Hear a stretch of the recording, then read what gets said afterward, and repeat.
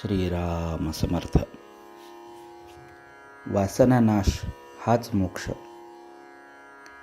पुष्कळदा भक्ती म्हणजे काय किंवा परमार्थ कशाला म्हणतात हेच आपल्याला कळत नाही. याला प्रपंच नीट करता येत नाही त्याला नाही परमार्थ करता येणार. प्रपंचाला कंटाळून भक्ती नाही येणार. कंटाळा प्रपंचाचा येण्यापेक्षा विषयांचा आला पाहिजे. मला सुख व्हावे हा प्रत्येक जीवाचा मुख्य हेतू असतो. मोक्ष म्हणजे निरतिशय सुखाचा अनुभव होय. जिवंतपणी मिळालेली आत्यंतिक सुखाची स्थिती अशी मोक्षाची व्याख्या करता येईल. खरोखर भगवंताजवळ काय कमी आहे? एक आपले मन त्याला द्यावे आणि त्याची श्रद्धायुक्त भक्ती करावी. काळजी करणे म्हणजे भगवंतावर भरवसा नसणे होय. प्रारब्धावर देह टाकणे ही खरी संन्यास वृत्ती होय. वासना न ठेवता आपल्या हातून कर्मच होत नाही त्याला काय करावे? माझे समाधान माझ्याजवळ असताना दुसरीकडे ते मिळेल असे आपल्याला वाटते, हेच आपले चुकते. हवे पण संपले नाही तोपर्यंत समाधान नाही.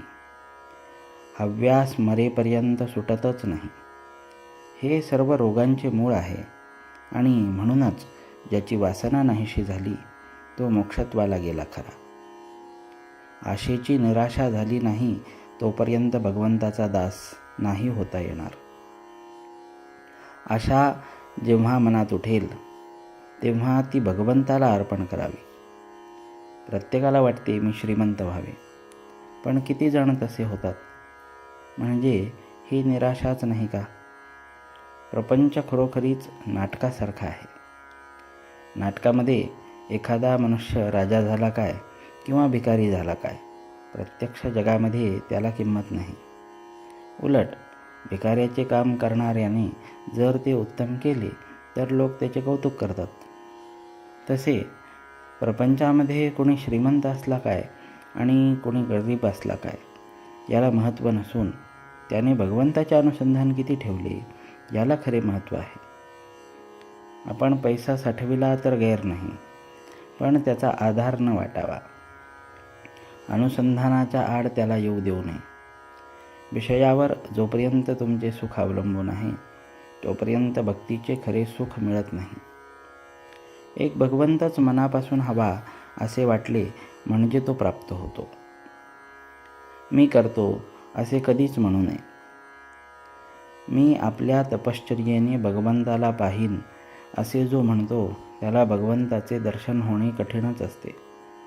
विषय मिळाला नाही म्हणजे तळमळ लागते. त्याप्रमाणे भगवंत भेटला नाही तर तळमळ लागावी.